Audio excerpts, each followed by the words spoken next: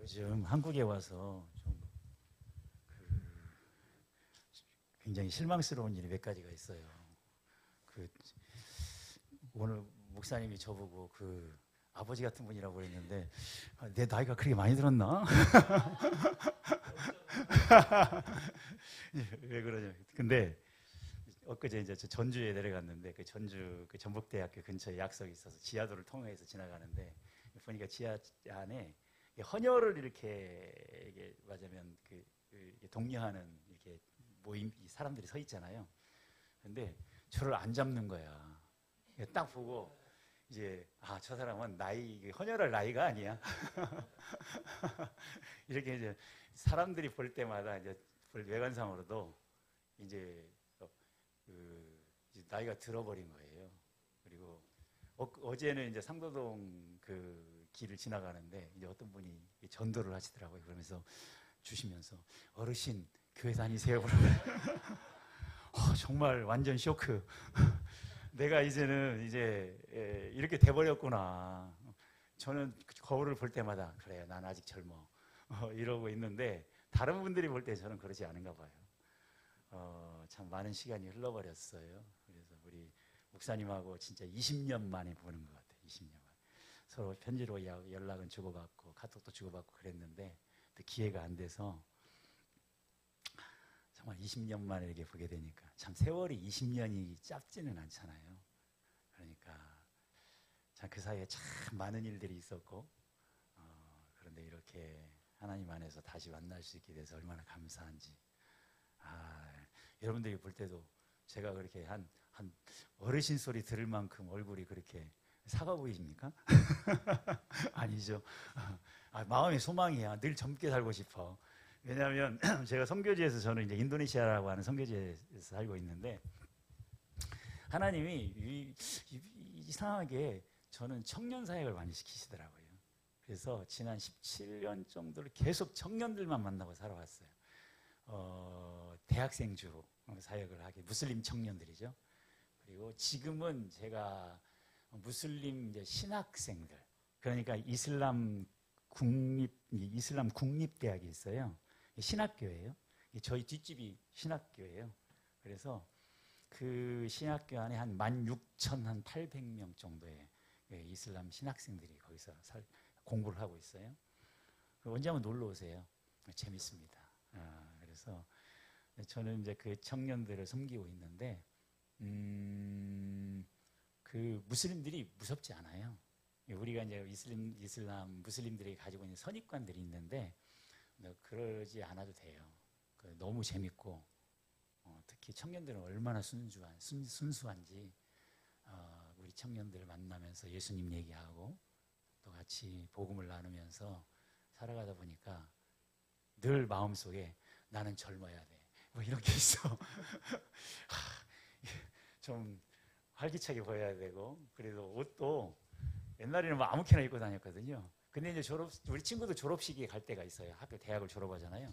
그러면 이제 제가 이제 가서 이제 또 축하도 해주고 그러잖아요. 그러면 말끔하게 차려입고 갑니다. 왜냐하면 한국 외국 사람이 와서 이렇게 같이 축하도 해주고 그러는데 그래서 집에 있는 그냥 가장 좋은 말끔한 옷, 비싼 옷 말고 말끔한 옷을 차려입고 다 가서 이렇게 젊게 살려고 하는데 시간은 어쩔 수가 없는 것 같아요. 머리는 헤어지고 빠지고 정말 뭐 그래도 하나님이 기회를 주시는 시간을 허락하시는 때까지 무슬림 청년들을 섬기며 살고 싶은데 그 무슬림들도 청년들하고 얘기를 하다 보면 이 무슬림들이죠. 이분들에게 도대체 예수님을 어떻게 전하면 좋을까? 이 무슬림들은 예수님 안 믿어요. 그죠? 예수님이 하나님의 아들이라는 것을 전혀 믿지 않죠. 그리고 무슬림들이 이제 알라라고 하는 이제 이름으로 하나님을 섬기잖아요. 근데 우리는 알라 그러면 굉장히 우리 한국 사람들에게는 굉장히 낯설 것 같아요.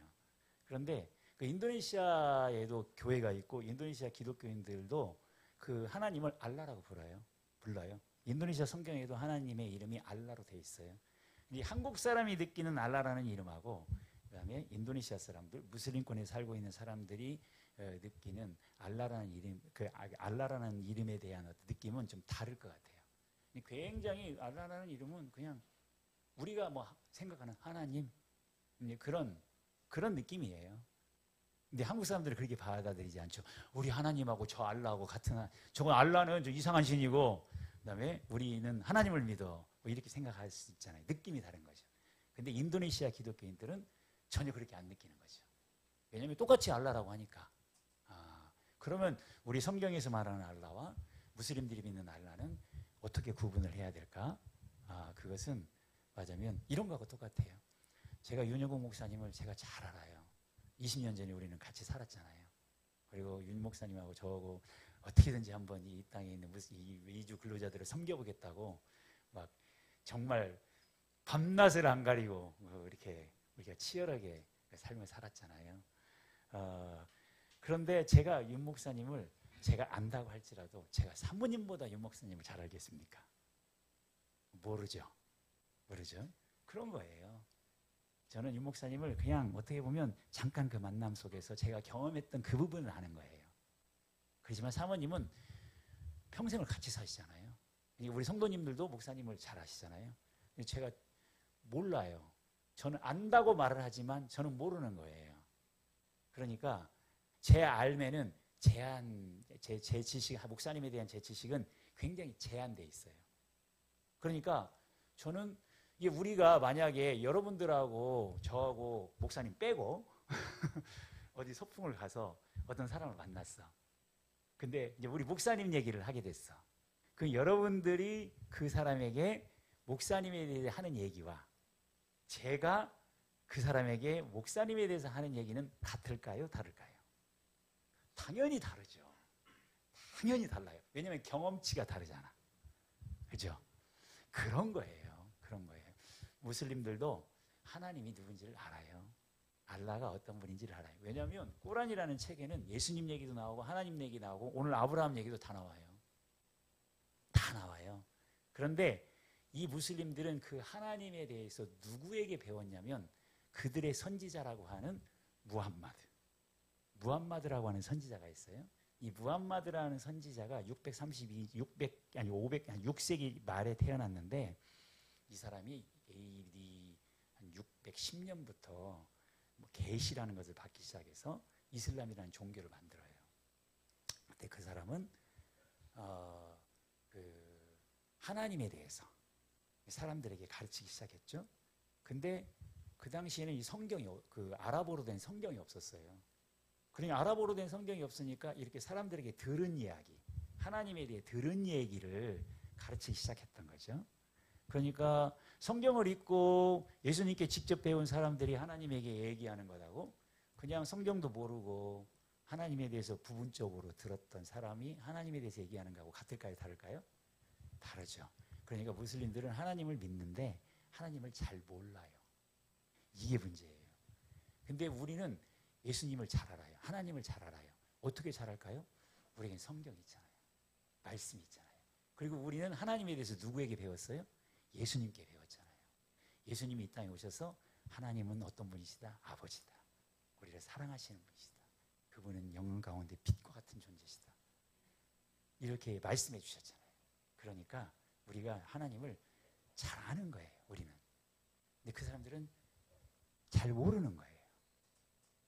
그러니까 요게 서로 여기에서 이제 막 서로 싸우는 거예요. 그러니까 우리가 그 사람들을 어떻게 섬겨야 되냐면 하나님이 어떤 분이신지를 제대로 잘 말해주는 거. 이게 굉장히 중요합니다. 이게 굉장히 중요해요. 왜냐하면 그 사람들이 하나님을 알 수 있는 방법은 우리 외에는 방법이 없어요. 여러분들 외에는 여러분들이 가서 제대로 가르쳐 주는 것 외에는 다른 방법이 없어요. 근데 여기서 한 가지 조건이 있어. 나도 하나님을 잘 모르면 어떻게 될까?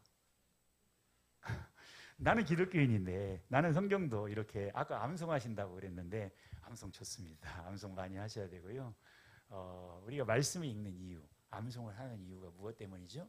하나님을 더 깊이 알기 위해서 그렇죠. 이 말씀은 하나님에 대한 책이잖아요. 하나님이 어떤 분이신지, 하나님이 우리에게 무엇을 원하시는 건지, 하나님이 무엇을 기뻐하시는지, 그렇죠?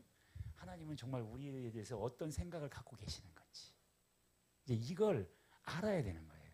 이거 모르면 어떻게 돼요? 하나님을 우리가 섬긴다고 하지만 제대로 섬길 수가 없겠죠. 그 대표적인 예가 오늘 본문 얘기에서 좀 벗어난 얘기인데 맥은 같아요. 마태복음 25장에 보면 우리가 다 아는 얘기가 있잖아요. 달란트 비유가 있죠. 마태복음 25장에 세 가지 비유가 나와요. 다 똑같은 얘기예요. 하나님에 대한 얘기예요. 하나님이 누구신가에 관한 얘기인데 그 중에 하나가 달란트 비유예요. 달란트 비유 여러분 보면 그 종이 몇 명이 나오죠? 3명이 나오잖아. 5달란트 받은 사람, 2달란트 받은 사람, 1달란트 받은 사람. 우리에게는 뭐가 중요해? 왜 5달란트가 중요해? 제일 크고 제일 많잖아. 그죠? 그 2달란트 뭐 그 정도는 괜찮아. 1달란트는 무시당한 것 같아. 좀 아닌 것 같아. 뭐 이렇게 생각. 우리는 달란트 숫자에 우리는 연연해요. 그런데 정말 그 이야기의 중요한 건 뭐냐면 그 세 종의 태도예요. 태도. 5달란트, 2달란트 받은 종은 어땠어요? 주인이 그 돈을 주자마자 바깥으로 튀어나가서 장사를 해요. 그죠? 근데 1달란트 받은 사람의 태도는 어떻게 돼요? 그걸 땅에 숨겨요. 그리고 그걸 나중에 주인이 들어와서 파내서 도로 갖다 줘요. 왜 그랬을까? 왜 그럴까? 왜 그럴까? 그것은 그 종들이 그 종이 주인을 오해했기 때문에 그래요. 그 종이 나중에 주인에게 뭐라고 그래요? 당신은 참 너무나도 정말 엄격한 사람 아닙니까? 당신은 너무 엄격한 사람이고 구두쇠 같은 사람이라 내가 만약에 이 돈을 잃어버리면 나를 가만두지 않을 그런 사람 아닙니까? 그래서 나는 그게 무서웠어요. 그래서 나는 이 돈을 도저히 잊어버릴까 봐 도저히 무서워서 내가 뭘 할 수가 없었어요. 그래서 나는 그 땅에다 그걸 묻어버렸고 내가 그대로 가져왔으니까 받으세요. 이렇게 말한 거야. 근데 나머지 2종은 그러지 않았거든요. 근데 여러분들 보세요. 중요한 사실이 뭐냐면 이 세 종이 같은 집에 사는 종이었다는 거예요. 주인은 똑같은 주인이에요. 그 세 종이 같은 집에 같이 살았어요. 처음부터 같이 살았다고요. 근데 그 2종은 주인을 그렇게 생각 안 했거든. 근데 이 한 종은 왜 그 주인을 그렇게 생각했을까? 같은 집에 머물렀는데 같은 주인을 섬겼는데 왜 그가 그 1달란트 받은 종은 주인을 그렇게 생각했을까? 여러분들 내가 2달란트 받은 사람인지 1달란트 받은 사람인지 5달란트 받은 사람인지는 중요하지 않습니다. 이걸 물어봐야 돼요. 내가 혹시 주인을 1달란트 받은 사람처럼 생각하지 않고 있는가? 나는 하나님 얼마나 알고 있는가? 나는 하나님을 정말 잘 알고 있나? 여러분들 그거에 따라서 내 삶의 태도와 방향이 결정이 되는 거예요. 그게 우리의 인생의 운명을 가릅니다. 하나님을 알아야 돼요. 알기 위해서 노력해야 돼요. 힘써 여호와를 알기 위해서 노력해야 됩니다. 힘써야 됩니다. 이 예배라는 게 그래서 중요한 거예요. 하나님을 우리가 정말 알아야 기쁨으로 찬양하고. 아까 목사님 예배 시작하기 전에 우리 기쁨으로 예배합시다. 우리가 기뻐 찬양해야 됩니다. 언제 우리가 기뻐할 수 있습니까? 어떻게 우리가 기뻐할 수 있고 어떻게 해야 우리 마음에 기쁨이 차고 넘칠까요? 기뻐해야 돼, 기뻐해야 돼, 기뻐해야 돼 해야 기쁨이 차고 넘치는 게 아니에요. 뭐죠? 하나님을 알 때, 하나님에 대한 바른 지식을 우리가 깨달을 때, 하나님이 누구신지를 이해하게 될 때, 그때 우리는 진정 기뻐할 수밖에 없게 되는 거예요. 하나님에 대한 새로운 지식이 우리 영혼을 새롭게 합니다. 그래서 바울 사도가 에베소 1장에도 말하기를 뭐라고 해요? 내가 여러분들을 기도합니다. 하나님께서 여러분에게 은혜를 주셔서 하나님을 깊이 알게 되기를 내가 기도합니다. 그렇죠? 하나님을 알라고. 아는 일에 우리가 힘써야 된다. 중요합니다. 여러분들 하나님을 알 수 있는 방법은 다른 길이 없어요. 그 목사님께 물어보고, 그죠? 책도 읽고, 그러죠? 그것도 좋은 방법이에요. 그렇지만 말씀 읽고 말씀 속에서 하나님을 만나서 교제하는 게 굉장히 중요합니다. 이게 그렇지 않으면 우리가 하나님을 우리는 아는 만큼 부유해져요. 우리 삶은. 돈이 많다고 돈도 많으면 좋을 것 같아. 야, 돈이 좀 많았으면 좋겠어. 이렇게 돈 많은 사람도 많더만 우리에게 돈이 없나 몰라. 근데 여러분들 그게 중요한 게 아니에요. 하나님을 아는 게 중요한 거예요. 하나님을 아는 지식이 물이 바다 덮은 같이 이 세상에 가득할 때. 그래서 에베소 이사야서에서 말씀하시죠. 11장에 언제 이 세상이 말하자면 어린아이가 독사고리에 돈 넣고 장난쳐도 물지도 않고 어린 양이 사자들과 함께 뛰어놀고 이런 세상이 이건 하나님 나라에 대한 이야기거든요. 그 하나님의 나라가 언제 이 땅에 임하나요? 그런 하나님의 나라가 언제 펼쳐지죠? 11장에 나오잖아요. 여호와를 아는 지식이 물이 바다 덮은 같이 이 세상에 가득할 때. 하나님에 대한 지식으로 이 세상에 가득할 때. 그죠? 그럴 때 이 세상에 하나님의 나라가 임하는 겁니다. 근데 다시 말하죠. 근데 우리가 하나님을 모르면 어떻게 돼? 안 되죠. 그죠? 우리가 하나님을 알아야 됩니다. 왜냐? 우리가 정말 아는데 힘써요. 왜냐하면 우리가 모르면 우리가 만나는 사람도 모르게 돼 있어요.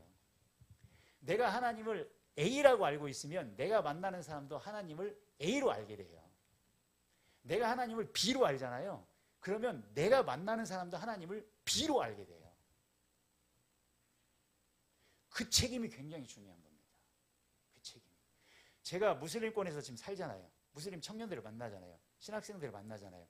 만나는 거 중요합니다. 그런데 더 중요한 게 뭐냐면 그분들이 저를 통해서 하나님을 제대로 알게 되는 게 중요한 거예요. 그분들이 하나님을 알 수 있는 방법은 유일한 방법은 저밖에 없어요. 왜냐면 그 동네에 저밖에 없으니까. 저희 집에 어려움이 많았거든요. 그래서 혹시 들으셨는지 모르지만 제 아내가 암에 걸렸잖아요. 하고 암에 걸려가지고 암판정이 받아갖고 이제 항암도 뭐 수술도 하고 다 잘라내고 수술하고 막 항암 치료하고 그렇게 했단 말이죠. 근데 암에 걸렸는데 6개월 뒤에 그 우리 아이가 또 중환자실에 들어갔어요. 가지고 여러분들 아시죠? 일형당뇨라는 게 있어요. 소아당뇨라고 그러죠. 소아당뇨가 걸린 거예요. 소아당뇨는 잘 모르죠. 뭐 아이가 무슨 당뇨가 걸려 몰라가지고. 근데 저희 아내가 한국에서 수술을 하고 이제 3일째 되는 날 병원에서 이제 입원해서 수술 받고 3일이 지났어요. 그랬는데 인도네시아 전화가 왔어요. 우리 딸아이가 중환자실에 들어갔다는 거예요. 그래서 그 사람을 병원에 눕혀놓고 바로 그 다음날 비행기 티켓 끊어가지고 그 다음날 바로 인도네시아를 갔어요. 근데 아이는 중환자실에 산소호흡기 꽂고 누워있는 거예요. 의식이 없는 거예요. 이건 진짜 너무 어려웠어. 솔직히 하나님도 좀 너무하신 것 같아. 그래서 그 한 사람은 저쪽에 누워있고 한국에 누워있고 한 사람은 여기 중환자실에 누워있고 그러는데 이걸 감당을 못 하겠는 거예요. 근데 이게 끝나는 싸움이 아니에요. 암 치료는 그래도 5년, 6년, 7년, 지금 7년째 넘어갔거든요. 하나님이 살려주셔서 살았어요. 그래도 조심하고 살아가야 되죠. 암은 낫는 게 아니잖아요. 조심하고 살아가지만 제 딸아이 병은 낫는 병이 아니에요. 저혈당 쇼크로 와서 의식을 없이 기절해가지고 새벽에 깨우는데 아무것도 아니에요. 못 일어나요. 아니 의식이 없어요. 그러면 그 아이를 들쳐갖고 중급실에 가야 되는데 작년에 제가 어깨 수술을 했거든요. 이 아이를 들을 수가 없는 거야. 이 수술을 해서 이제 팔을 힘을 못 쓰니까. 그 아이를 들쳐 나갈 수 없으니까 아내가 뛰쳐나가지고 건너편에 있는 청년들을 불러와서 아이를 들고 나가야 되는. 근데 이런 일들이 반복되니까 너무 힘든 거예요. 너무 힘든 거죠. 그리고 이제는 정말 더 이상 견딜 수가 없다. 선교제에서 더 이상 살 수가 없겠다. 너무너무 힘들어서 그 최악까지 갔어요. 이제 거의 정점까지 간. 그래서 저희가 철수를 해야겠다. 이제는 더 이상 견딜 수 없다. 여기서. 그래서 철수를 결정하고 이제 돌아가야겠다. 이런 생각을 하고 앉아 있었던 수없이 그런 생각을 하죠. 수없이 이런 생각을 매일매일 하는 거예요. 근데 그러면서 과정 속에서 드는 생각, 항상 마음에 걸리는 생각이 있어. 항상 마음에. 우리가 떠나면, 내가 떠나면, 우리 가정이 떠나면 저 사람들은 도대체 누구에게서 예수의 얘기를 듣지? 물론 인도네시아도 교회가 있어요. 물론 제가 없어도 하나님은 그 일을 하실 거예요. 분명히 하십니다. 저희 가정이 반드시 있어야 되는 것도 아니에요. 그렇지만 저는 선교사잖아요. 선교사로서 항상 그 생각이 마음에 걸리는 거야. 지금까지 만나왔던 청년들, 교제하고 있는 사람들 얘기를 해보면 예수에 대해서 전혀 모르고 오해하고 있고 예수에 대한 얘기를 들을 길도 없는 것 같아요. 보니까 우리 외에는 만나는 사람이 없으니까. 그러면 우리가 떠나면 도대체 저 사람들은 누구에게서 예수 얘기를 들을까? 도대체 저 사람들은 내가 떠나면 혹시 누구에게서 정말 예수 얘기, 복음을 들을 기회가 주어질까? 그 평생에. 한 3주 전에 어떤 마을을 방문을 했는데 청년이 살고 있는 이사간 청년이 하나 이제 거기 살고 있는 마을인데 예수 믿는 사람 한 명도 없어. 교회 하나도 없어요. 수많은 무슬림들이 그 마을에서 그 자매의 가족들이 살고 있는 거예요. 초등학교와 한 조그마한 게 있는데 1학년 주 가니까 전체가 120명 정도 돼요. 120명 정도 돼요. 그 아이들은 태어나서 무슬림으로 태어나서 무슬림으로 살다가 무슬림으로 그 마을에서 살다가 무슬림으로 결혼하고 무슬림으로 죽고 평생에 그렇게 가는 거예요. 누구 하나 그 마을에 의도적으로 들어가지 않으면 어느 누구도 예수님에 대해서 들을 가능성이 없어요. 그런 사람들이 수곳에 있습니다. 수도 없이 많습니다. 인도네시아만 하더라도 인구가 2억 8천 명이에요. 여러분 2억 8천은 굉장히 많은 숫자예요. 많은 숫자입니다. 우리나라 인구가 몇 명이죠? 5천만밖에 안 되잖아요. 인도네시아 섬, 수마트라 섬 하나가 우리나라의 7배예요. 7배. 얼마나 넓은지 몰라요. 큰지 몰라요. 그 땅에 쫙 2억 8천의 인구가 흩어져 사는 거예요. 역 끝에서 저 끝까지 가는 비행기 타고 7시간 가야 돼요. 그러는데 그 땅에 수많은 무슬림들이 살고 있는데 여러분들 그 사람들은 언제 예수님 얘기 들을까? 예수님 일찍 오라고 기도하면 안 돼. 제가 자꾸 얘기를 하는데 자꾸 많은 사람들이 예수님이 막 빨리 오시라고 내일 오세요 막 주여 오시옵소서 그러는데 제발 그런 기도 하지 마세요. 예수님은 우리가 기도 안 해도 오실 때 알아서 오셔요. 왜 그런 기도 하냐면 이 사람들이 안 보이니까 그러는 거예요. 2억 8천의 인구가 안 보이니까 그러는 거예요. 나하고 상관없으니까 그런 기도 하는 거예요. 저는 그렇다고 생각해요.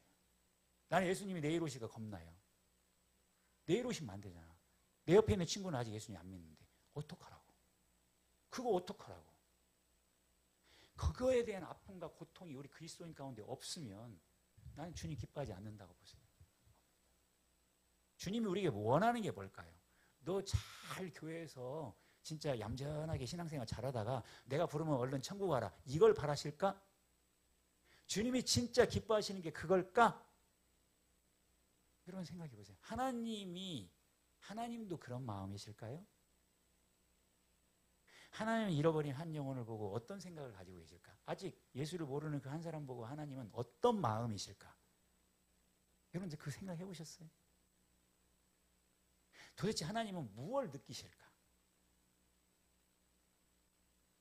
그 힘들어하지 않으실까? 여러분들 하나님이 힘들어하실까요? 여러분들 하나님이 힘들어하신다고 생각하십니까? 제가 제 친구 중에는 이슬람 종교 지도자 이맘도 있어요. 그리고 이슬람 신학교에서 아랍어를 가르치는 사람인데 친구한테 물어봤어요. 딱 전화해요. 이름이 아스나이. 아스나이, 하나님이 힘들어하셔? 하나님이 아파하실까? 그랬더니 딱 뭐라고 그러냐면 하나님이 아파하고 힘들어하면 하나님이 아니지 그러더라고. 그래요. 그렇게 아는 거예요, 하나님을. 근데 성경은 그렇지 않잖아요. 에레미야서 31장에 뭐라고 그래요? 하나님이 죄인을 보고 그 창자가 끊어지는 듯한 고통을 느낀다고 그러잖아요.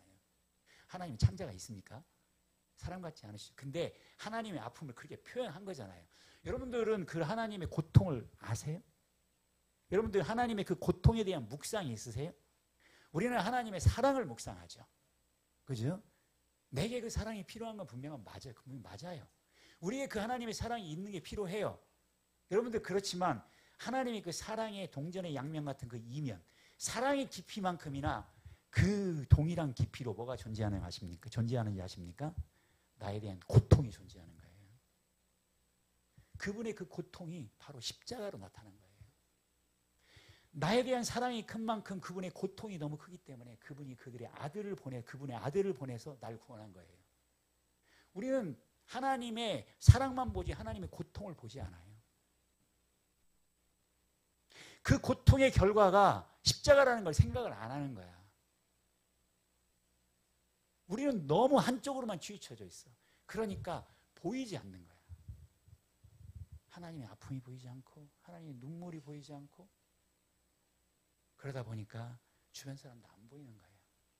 하나님이 저 사람들을 통해 저 사람들 볼 때마다 얼마나 아파하실까, 얼마나 힘들어하실까. 예수 없이 복음 없이 저렇게 시루에 흘러가듯이 이렇게 흘러가는 사람들을 보면 하나님은 도대체 어떤 생각을 하실까, 어떤 마음이실까를 우리가 간과하고 살아가는 거예요. 간과하고 살아가는 거예요. 저는 교회가 그 아픔이 있는 교회가 돼야 된다고 생각합니다. 정말 기도하기는 이 글로리아 이 교회가 여러분들 더 글로리 교회가 그런 하나님의 아픔과 고통을 하는 교회가 되기를 주의 이름으로 축복합니다. 그런 하나님의 아픔 때문에 눈물을 흘릴 줄 아는 교회.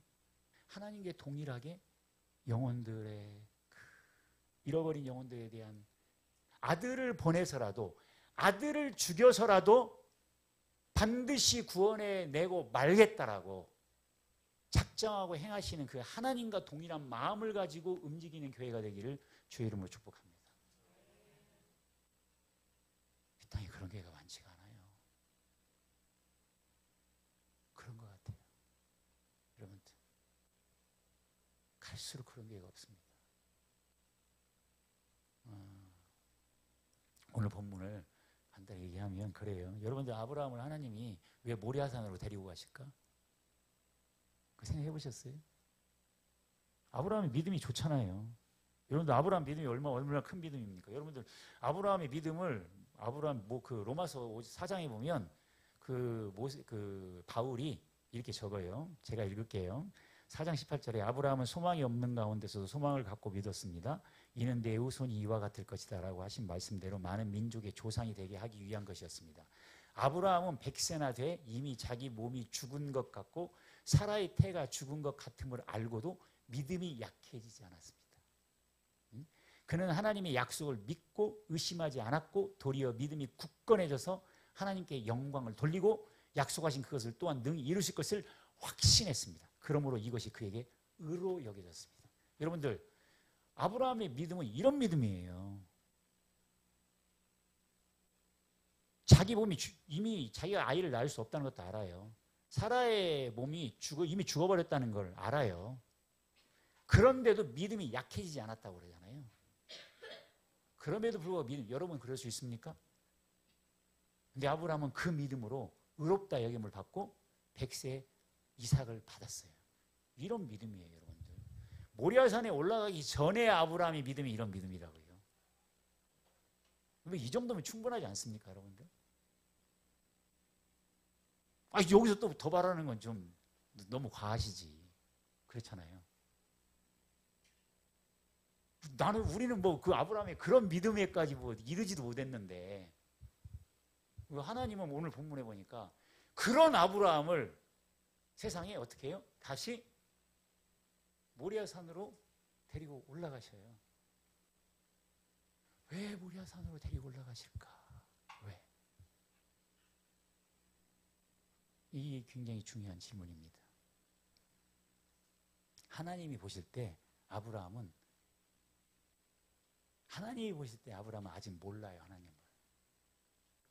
하나님이 보실 때 아브라함이 아직 알아야 되는 게 있는 거예요. 그래서 오늘 본문 22장 3절에 보면 이런 표현이 있어요. 22장 제가 성경을 우리말 성경을 같이 읽어볼까요? 22장 3절 한번 읽어볼까요? 시작. 아브라함이 아침 일찍 일어나 나귀의 한 장을 지우고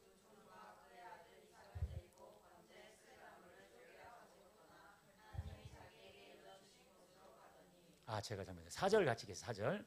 제3일에 아브라함이 눈을 들어 그곳을 멀리 바라본지라. 이제 아브라함이 떠나서 하나님의 명령을 떠나서 모리아산에 도착했어요. 산 밑에 도착했단 말이죠. 3일 길을 걸어왔어요. 그렇죠? 3일 길을 걸어서 산 밑에서 지금 아브라함이 제일 먼저 한 게 뭐예요? 4절에 보면 3일에 아브라함이 눈을 들어 그곳. 이게 어디예요? 그 모리아산 정상이죠. 하나님이 지시에 가라고 하신 곳, 거기를 바라봤단 말이에요.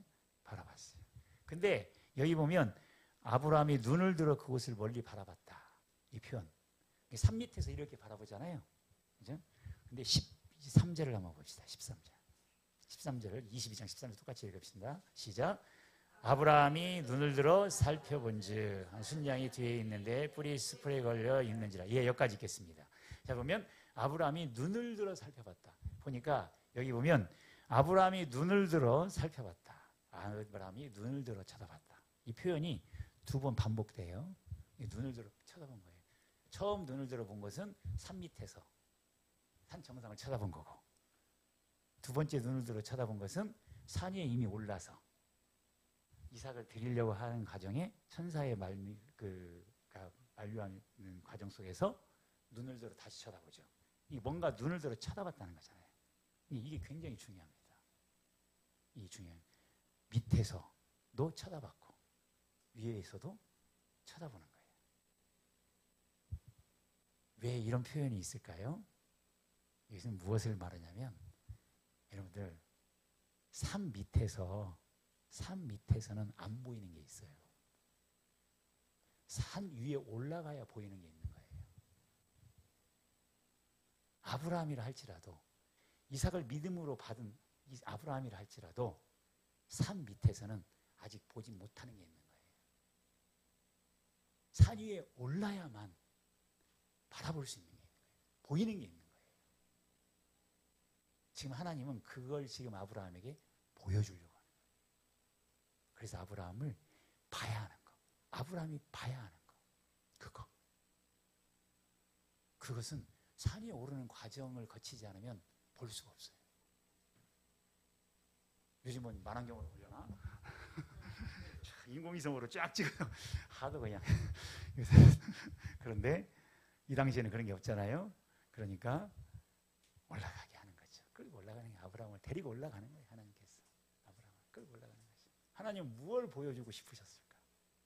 도대체 하나님은 아브라함이 무엇을 보기를 원하셨던 것일까?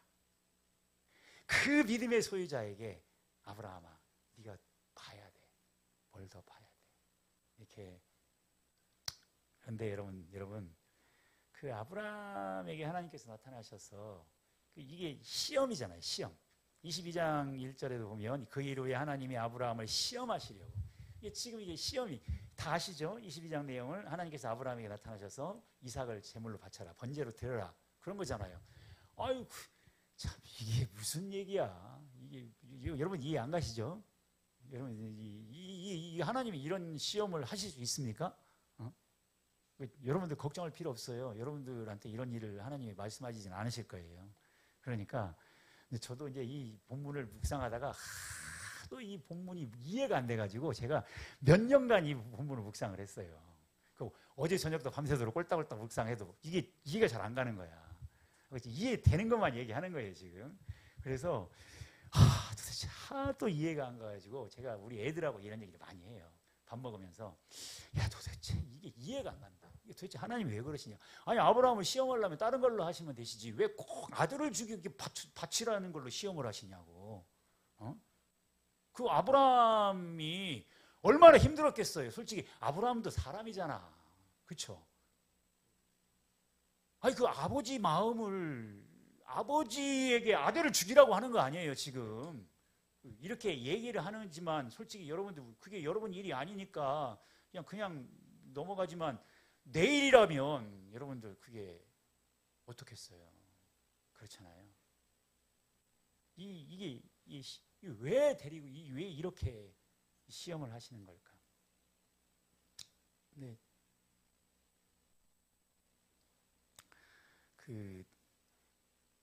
이게 결코 쉬운 시험은 아니에요. 하나님도 아세요. 그러니까 하나님께서 2절에 보면 이렇게 말씀하세요. 보세요. 여호와께서 이르시되 내 아들, 내 사랑하는 독자 이삭을 데리고 모리아 땅으로 가서. 이 뭐죠? 내 아들, 내 사랑하는 독자 이삭. 이게 네 아들을 바쳐라. 꿀안에는 뭐라고 적혀있냐면 네 아들을 바쳐라, 이게 딱 한 구절 나와요. 무슬림들이 믿는 이 사건에는 네 아들을 바쳐라, 이게 딱 한 구절 나와요. 이렇게. 근데 여기 성경에는 굉장히 구체적이죠. 네 아들, 네 사랑하는 독자 이삭. 이게 하나님도 아브라함에게 이 시험을, 지금 이 사건을 이야기하시면서 하나님도 아세요. 아브라함이 정말 감당하기 힘든 시험이 될 거라는 걸 하나님도 아시는 거예요. 하나님 우리를 시험할 때 그냥 무턱대고 시험하시는 게 아니에요. 다 아세요. 우리가 이 과정을 건너가는 게 얼마나 힘들 거라는 걸 하나님이 다 아세요. 그분을 이해하세요. 야, 하나님은 무슨 뭐 독불장구 같은 분이 아니에요. 막 이리 와! 너 저리 가!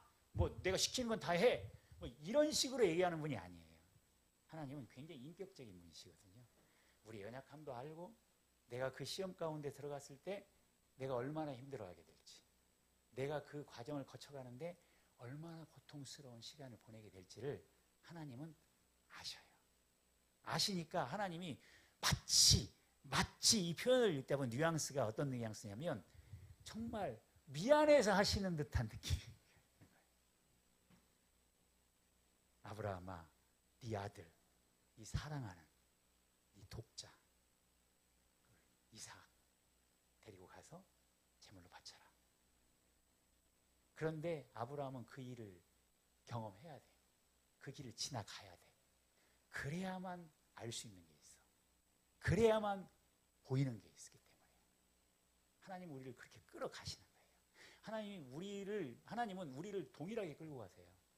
여러분들, 하나님이 우리의 믿음을 성장시키고 우리를 주님에게로 더 가까이 이렇게 데려가시려고 하실 때 하나님은 아브라함에게 하셨던 그 방식대로 데리고 가세요. 그러니까 시험이 오고 그럴 때 하나님 너무 미워하지 마세요. 하나님도 속상해 하셔. 근데 우리 딸이 하나님 되게 싫어해요. 왜냐하면 우리 딸이 하나님을 안 믿는 게 아니에요. 저희 딸은 하나님 믿습니다. 믿는데 하나님께 상처받았어요. 하나님이 싫어. 왜 내 인생에 내 허락도 없이 들어와서 나를 힘들게 하냐는 거예요. 이게 안 믿는 건 아니에요. 그죠? 믿어요. 근데 하나님께 상처받은 거야. 왜 그럴 수 있어요? 우리가 하나님을 따라가다 보면 우리와 하나님 사이에 상처가 생길 수도 있습니다. 힘들죠. 어렵죠. 마음이 막 그래서 막 괴롭고, 그래서 하나님 떠나기도 하고 마음이 식어지기도 하고. 근데 여러분, 우리가 하나님 안 믿는 건가요? 아니, 믿어요. 그걸 하나님이 아세요. 그걸 하나님이 알아요. 근데 하나님은 절대 포기하지 않습니다. 우리를 반드시 그분이 원하시는 자리로 데려가십니다. 그게 비록 고통이고 아픔의 순간이지만 그분은 그것을 우리로 겪게 하세요. 왜 그러시느냐? 하나님을 아는 게 중요하니까. 왜? 나 아니면 대안이 없으니까.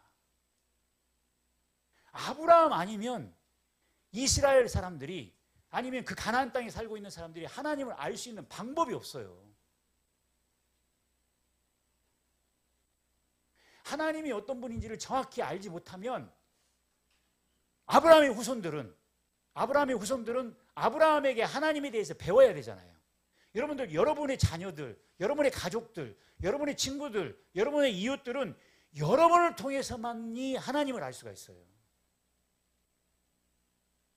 근데 여러분이 하나님을 제대로 알지 못하고 있으면 그 사람들도 그렇게 되는 거예요.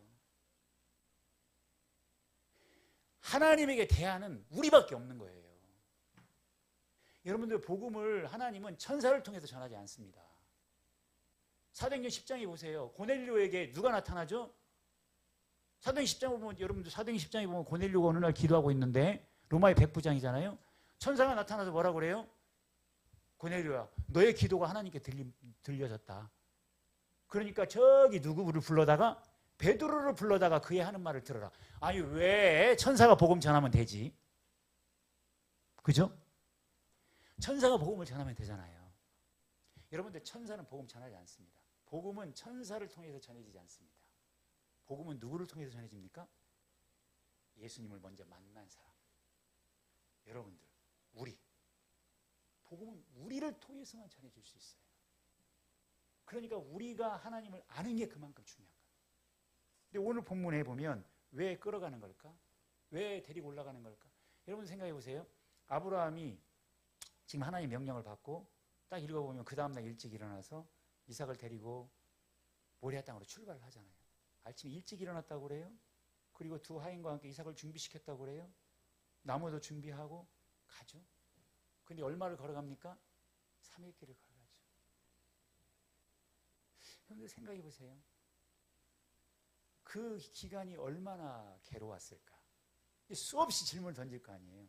도대체 하나님이 왜? 왜 이러시는 걸까? 이해가 안 가잖아요. 이해가. 이 과정에서 아브라함이 도대체 무엇을 했을까? 그 3일길을 걷는 동안에 뭘 했을 것 같아요, 여러분들? 아브라함이? 여러분이라면 도대체 3일 동안에 도대체 무슨 생각을 할까요? 여러분이 아브라함이라면. 예? 도망갈 생각. 안 되겠다. 내가 아브라함이냐, 이삭이냐, 하나님이냐. 아무리 생각해봐도 나한테는 이삭이다. 하나님도 중요하지만 나는 부모야. 어떻게 내 자식을 내가 이해할 수 있습니다. 아마 우리가 그런 선택을 하더라도 하나님은 이해하실 거예요. 저는 그럴 거라고 생각을 해요. 하나님은 그런 분이시니까 이해하실 거라고 생각합니다. 그 생각 했겠죠. 도대체 이삭이냐 하나님이냐 에라 모르겠다. 그냥 모른 척하고 살자 하고 되돌아갈 수도 있죠. 그런데 저는 이 본문 묵상하면서 그런 생각이 들었어요. 아브라함이 하나님께서 아브라함이 이전에 창세기 12장부터 하나님께서 아브라함에게 나타나셔서 12장, 13, 14, 15, 16, 17, 18, 19, 20, 21, 22 오늘 우리 22장까지 이르기 전까지 하나님께서 아브라함에게 주신 언약들이 있어요. 그 언약을 구체적으로 기록하고 있는 게 창세기 15장이에요. 그리고 그 언약이 다시 등장하는 게 창세기 17장이에요. 그리고 오늘 바로 22장 바로 이 사건 뒤로 하나님께서 그 언약을 다시 22장에 반복하세요. 그러니까 이 사건 뒤에 이전에 하나님께서 아브라함에게 주셨던 언약이 2번 공식적으로 기록이 되어 있어요. 내가 너를 네 자손들을 하늘의 별같이 바다의 모래같이 만들겠다. 내가 너희 자손들 가운데 왕들을 세우겠다. 내가 너의 후손들을 통해서 모든 민족이 복을 받게 하겠다. 이 약속을 하셨단 말이에요. 여러분들 모리아산으로 가는 기간 동안에 이 이삭이 죽잖아. 그러면 아브라함이 그 과정 속에서 무엇을 생각했을까? 도망갈까 말까? 이 생각도 했겠지. 근데 한 가지 생각한 거 또 있었겠지. 뭐죠? 하나님이 주셨던 언약들을 끊임없이 되새겼겠지. 그때 이 말씀하셨는데, 그때 이렇게 말씀하셨는데 그 약속은 어디 간 건가? 하늘의 별과 같이 바다의 모래같이 내 자손들을 통해서 왕들이 나오게 하겠다. 모든 민족이 복을 받게 하겠다 하셨던 그 언약, 그렇게 말씀하셨지. 이삭이 죽으면 그 언약들은 어떻게 되는 건가? 언약을 끊임없이 되새기지 않았을까요? 도대체 그 말이, 그 하나님의 그 말은 무슨 뜻이었을까? 하나님은 도대체 그 언약을 통해서 무엇을 하시려고 하셨던 것일까? 하나님의 꿈은 무엇이었을까? 하나님은 도대체 무슨 뜻으로 그런 얘기를 하셨을까? 지금 왜 이런 일을 하시는 걸까? 생각하지 않았을까요?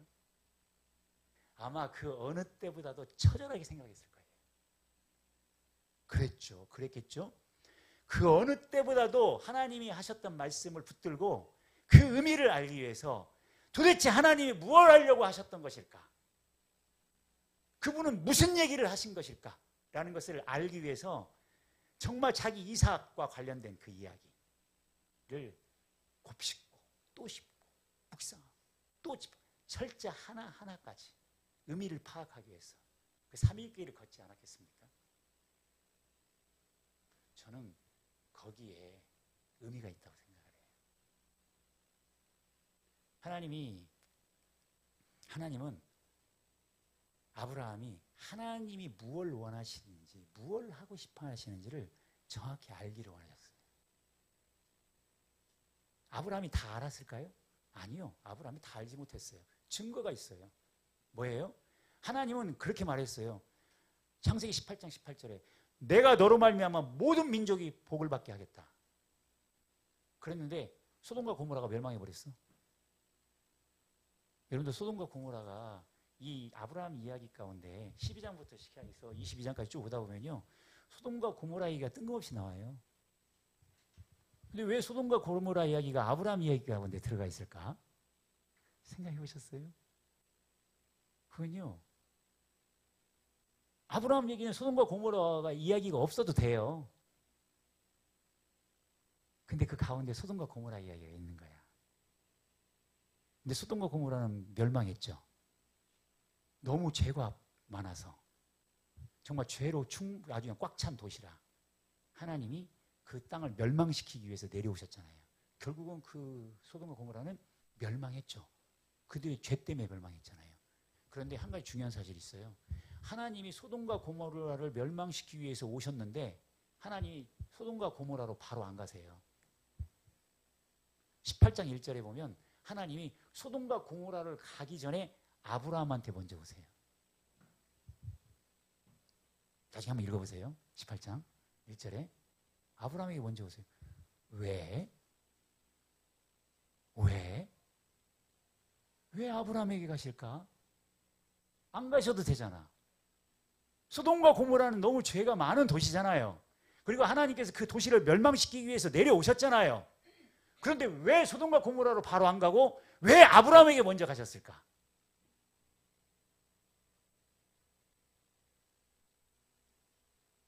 하나님은 소돔과 고모라를 살리려고 그랬어요. 아브라함이 그러잖아요. 찾아가서 내가 지금 하려고 하는 일을 아브라함에게 왜 숨기겠는가? 그들이 죄악이 너무 관양하다는 얘기를 듣고 내가 내려와서 가서 확인하려고 한다. 이렇게 하나님께서 아브라함을 만나서 소돔과 고모라 얘기를 하세요. 왜 아브라함에게 소돔과 고모라 얘기를 일부러 하실까? 멸망할 거야. 내가 멸망시키러 갈 거야. 내 그 이전에 너한테 왔어. 그리고 하나님이 아브라함에게 자기 마음을 나누세요. 소돔과 고모라 얘기를 하시는 거야. 왜? 이상하잖아요. 근데 거기에서 아주 유명한 기도가 나옵니다. 그 사건 때문에 하나님이 아브라함에게 자기가 하실 일, 특히 소돔과 고모라 얘기를 나누시는 게 이게 시작점이 돼서 아브라함이 하나님께 기도하잖아요. 하나님은 우리를 기도하게 만들거든요. 하나님은 우리를 기도하게 만드세요. 그래서 뭐라고 그래요? 아브라함이 거기서 기도하잖아요. 하나님, 의인 50명 있어도 같이 죽입니까? 아니. 하나님, 45명 있어도 멸망시킬 것입니까? 아니. 하나님, 40명 있어도 멸망시키실래요? 아니. 하나님의 대답은 언제나 아니야. 그러면 30명 있어도 멸망시키겠습니까? 아니. 20명은 어땠습니까? 아니. 10명은 어떻습니까? 아니. 하나님은 언제나 아니라고 말할 준비가 되어 있어요. 그러잖아요. 아브라함이 그 기도. 근데 여러분들 소돔과 고모라는 멸망했죠? 왜 멸망했을까요? 그들의 죄가 너무 커서? 맞아요. 소돔과 고모라는 멸망했어요. 자신들의 죄 때문에 멸망했어요. 그런데 그건 50%만 맞아요. 소돔과 고모라가 멸망한 이유는 아브라함이 기도를 멈춰서 그래요. 아브라함이 10명까지만 기도하고 멈췄잖아. 하나님은 한 번도 노라고 한 적이 없어요. 하나님은 안 되라고 한 적이 없어요. 아브라함이 하는 기도는 다 들어주셨어요. 50명, 45명, 40명, 30명, 20명, 10명. 야, 아브라함도 너무한다? 이런 거 없었어요. 하나님이 기도하면 다 들어주셨어요. 왜 근데 아브라함은 10명에서 멈췄을까? 적어도 10명은 있어야지. 이렇게 생각한 거지. 이게 아브라함이 하나님을 몰라도 너무 몰랐다는 증거예요. 만약에 하나님께서, 아브라함이 하나님 10명이 없고 1명이 있으면 어떻습니까? 그럼 하나님이 그건 안 되겠다 야 그러셨을까? 아니면 아브라함이 하나님 보니까 1명도 없습니다. 1명도 없는데 제가 그 땅에 이사 갈게요. 내가 이사 가서 그 땅에 살게요. 구원해 주시겠습니까? 그럼 하나님이 안 돼. 이러셨을까? 그만 하나님이 아브라함에게 오시지 않으셨겠지. 처음부터 하나님께서 아브라함에게 오시지 않았겠지. 그냥 바로 소돔과 고모라로 가셨겠지. 그럴 필요 없으셨겠지. 근데 아브라함에게 간 이유는 뭐야? 아브라함에게 자기 마음을 나누시고 아브라함으로 기도하게 하시고 아브라함이 기도하면 약속하셨잖아. 모든 민족이 너를 통해 복을 받게 될 것이다. 그 약속 주셨잖아. 네가 기도하면 내가 살려줄게. 네가 기도하면 내가 용서해 줄게. 네가 기도하면 50명이든 45명이든 30명이든 20명이든 10명이든 심지어 1명이든 아니면 없더라도 네가 용서해달라고 기도하면 내가 구원해 줄게. 용서해 줄게. 그런 마음으로 하나님께서 아브라함에게 가신 거 아닙니까? 아브라함은 죄인을 구원하고 싶어 하시는, 그 죄인이 심지어 소돔과 고모라 같은 죄인이라 할지라도 어떻게든지 그 죄인을 살리고 싶어 하는 하나님의 그 마음을 아브라함은 이해를 못하는 거예요. 여러분들, 하나님께서 우리를 구원하려고 하실 때 그분이 다른 수단을 쓴 게 아니에요. 그분이 우리를 포기해도 우리는 할 말이 없어요. 근데 그분은 절대 포기하지 않겠다는 증거가 뭐예요? 아들을 내어줘서라도 내가 구원하고 말겠다는 거예요. 내가 내 아들을 죽여서라도 내가 너를 구원하겠다는 거예요. 이게 하나님의 마음이에요. 이게 하나님의 사랑이야. 이 사랑의 배경에는 아들을 죽여서라도 구원하고 말겠다라는 고통의 깊이가 있는 거야. 우리는 이걸 무시해. 이걸 안 봐. 그러니까 그 아픔을 공유 못하니까, 그 아픔을 공유하지 못하니까 아브라함은 10명에서 내가 이 정도 기도했으면 됐지 하고 멈추는 거야. 이게 오늘날 기독교인들이에요. 이게 오늘날 교회예요. 이런 마음은 하나님의 마음을 대변하고 있지 않아요, 여러분들. 하나님의 마음을 교회가 대변하고 있지 못해.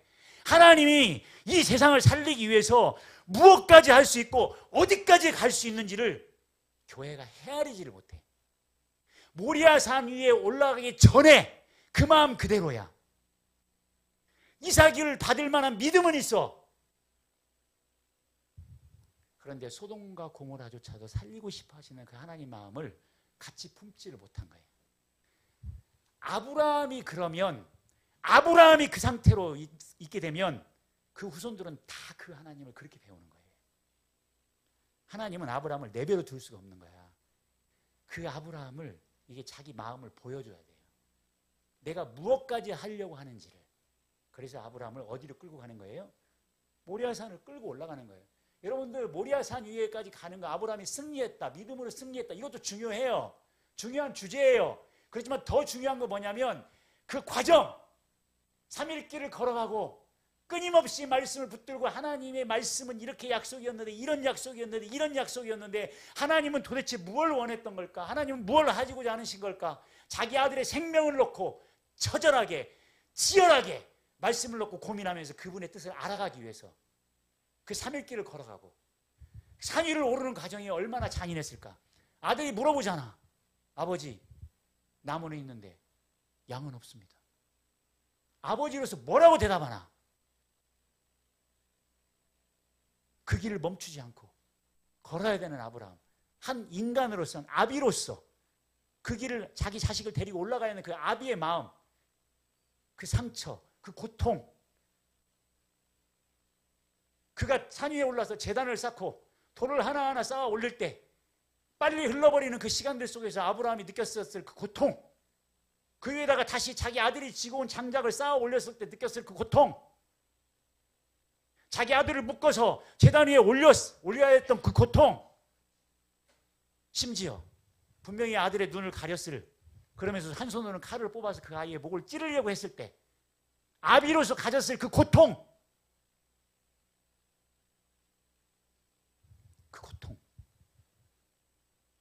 그 고통을 하나님은 아브라함으로 하여금 온전히 겪게 하세요. 여러분 그거 아세요? 하나님이 창세기 22장 1절에서 명령을 딱 주신 이후로 모리산 꼭대기에 올라가서 이삭을 죽이려고 할 때 그 순간까지 하나님은 한마디도 안 하세요. 너무하시잖아요. 철저하게 침묵하십니다. 왜 침묵합니까? 겪으라고. 그 모든 순간을 다 겪으라고. 그 모든 고통이 아브라함은 가슴 속에, 영혼 속에 돌이 깎여 나가듯이 각인되라고. 그 고통이. 왜요? 그 고통이 하나님의 고통이거든.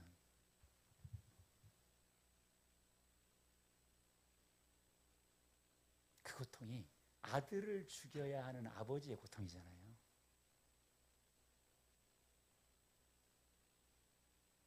아브라함이 그 고통을 공유해야 돼. 만약에 아브라함이 이 고통을 알았으면 그는 기도 포기 안 했어요. 소돔과 고모라 성을 놓고 10명 놓고 멈추진 않았을 거예요. 모르니까 그러는 거예요. 게을러서가 아니에요. 하나님을 몰라서 그런 거예요. 하나님을 몰라. 하나님의 마음을 몰라. 우리가 하나님을 믿지 않는 게 아니에요. 우리는 하나님 믿어요. 우리 다 믿잖아요. 다 믿는데 문제는 뭐냐면 우리가 하나님을 모르는 거예요.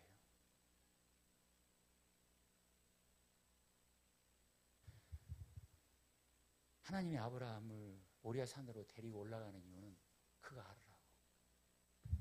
이미 소돔과 고모라는 멸망해버렸잖아요.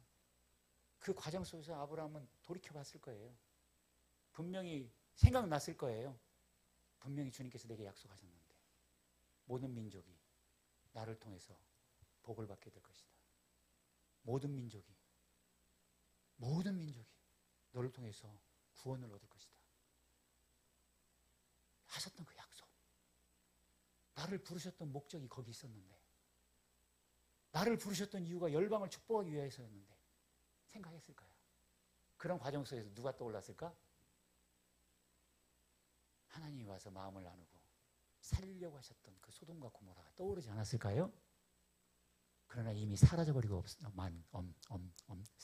없는 그 소돔과 고모라 땅, 그 백성들, 그 성 안의 사람들, 비록 악한 죄인들이었지만 하나님 마음에서는 살리고 싶어 하셨던 그 대상들, 결국은 자기가 기도를 멈춤으로 해서 멸망하고 더 이상은 지상에 존재하지 않는 그 사람들, 이 사람들과 하나님이 자기에게 주셨던 모든 민족이 너를 통해서 복을 받을 것이다 하셨던 그 약속이 교차되면서 아브라함이 무슨 생각을 했을까?